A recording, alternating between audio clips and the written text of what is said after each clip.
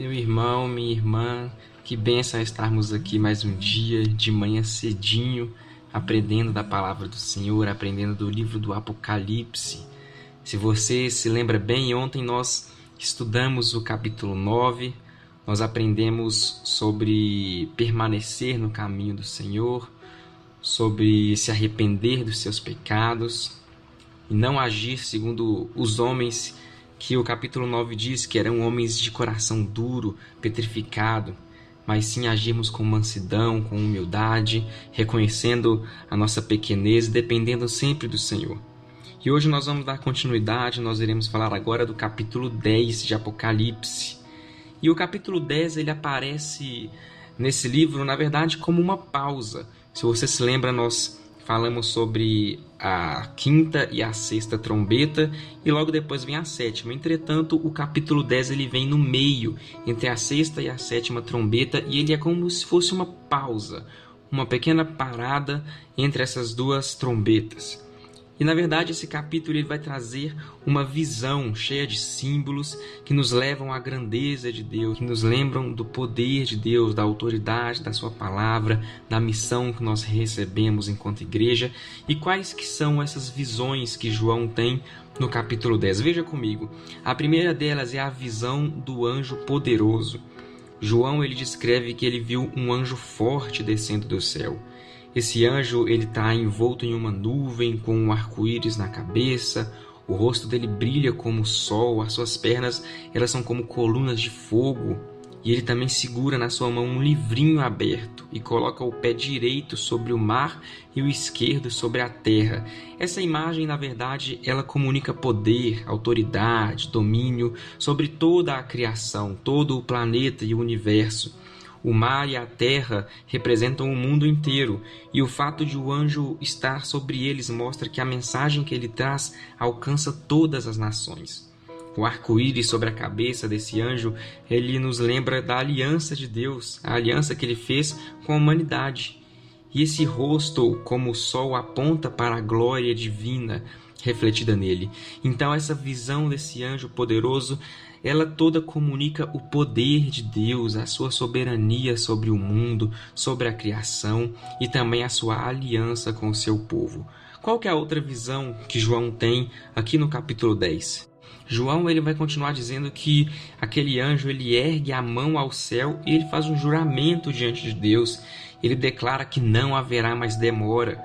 Quando a sétima trombeta soar, o mistério de Deus irá se cumprir, assim como ele anunciou os seus servos, os profetas. Mas o que isso significa? Isso significa que a história caminha para o cumprimento definitivo dos planos de Deus. Não há atraso na agenda divina. Tudo acontece no tempo certo. E o Senhor está conduzindo todas as coisas para o seu próprio propósito eterno. Amém, amém.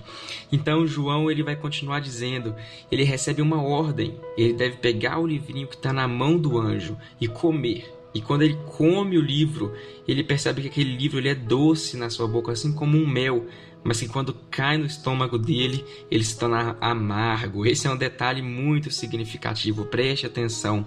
A palavra de Deus, ela é doce, porque ela nos traz consolo, esperança, vida eterna, mas ao mesmo tempo ela é amarga, porque denuncia o pecado, anuncia o juízo, revela que a caminhada de fé, na verdade, ela envolve sofrimento, sim. Então, assim é a missão da igreja, proclamar tanto a doçura da graça, quanto também a amargura do juízo. É isso que João está aprendendo com esse anjo. Por fim, João ele recebe uma outra instrução. É necessário que você profetize de novo acerca de muitos povos, nações, línguas e reis. Então a missão não terminou. O anúncio do evangelho precisa continuar até que todos os povos ouçam a mensagem do Senhor.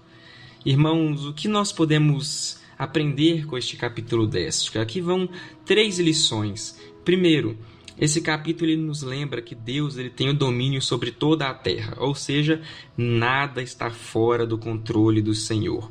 O mar, a terra estão sob os seus pés e por isso podemos descansar na sua soberania. Qual que é a segunda aplicação, o segundo aprendizado que nós temos com esse texto?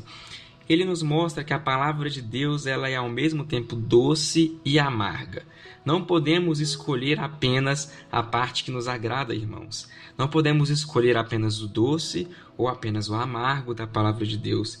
Precisamos anunciar o Evangelho por completo, a boa notícia da salvação em Cristo e também a advertência sobre o juízo para aqueles que rejeitam a Deus.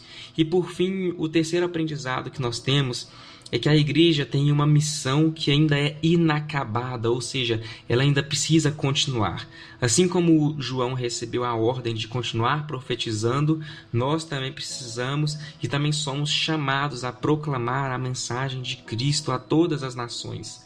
Ainda há muitos que precisam ouvir, e esse chamado é urgente. Existem muitos que precisam escutar do amor de Deus, muitos em nossos lares, muitos em nossas escolas, faculdades, trabalhos, nossos círculos sociais. Muitas são as pessoas que ainda precisam ouvir do amor de Deus.